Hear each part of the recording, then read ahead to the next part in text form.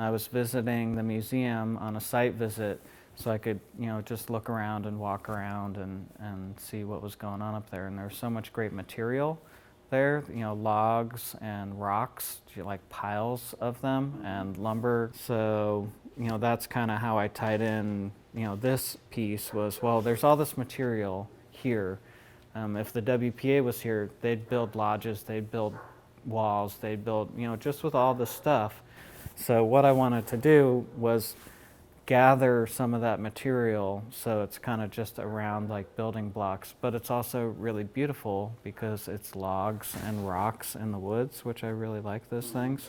I was like, well, I'm just going to put a person with the material that, is kind of a working guy, the way I look at it, he's got his boots on, he's got his kind of outdoor working clothes on. He's there to work, but there's no work, but there's plenty of materials. So what's he doing? He's just sitting, kind of looking around and enjoying, I think, because I enjoy being in the woods. If you can imagine that all the exterior of myself here, from the apron to my skin and whatever, was empty, and then I could fill that with glass.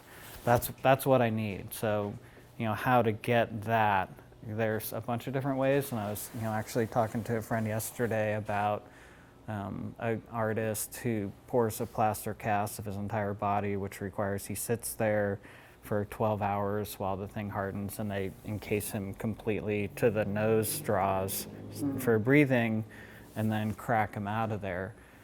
And I was going like, well, maybe that wouldn't be so bad because it'd be 12 hours. I'm like wrapped up way more than 12 hours in making this shell, which is basically what I'm doing. So I'm making a shell of the outside of this seated figure in silicone mold material. So this is the outside of the negative mold.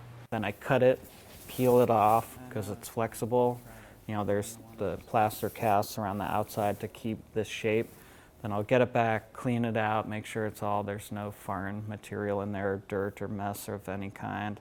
And then I'm using an epoxy and mixing it with glass frit, which is, this kind of chunky material. And I'll mix it in a certain ratio to get a certain effect.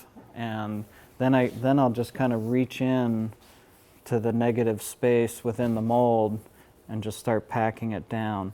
Personally, I think that any given piece of art can have any effect depending on the viewer, because you don't know, who's looking at it and what their experiences have been, where they're coming from.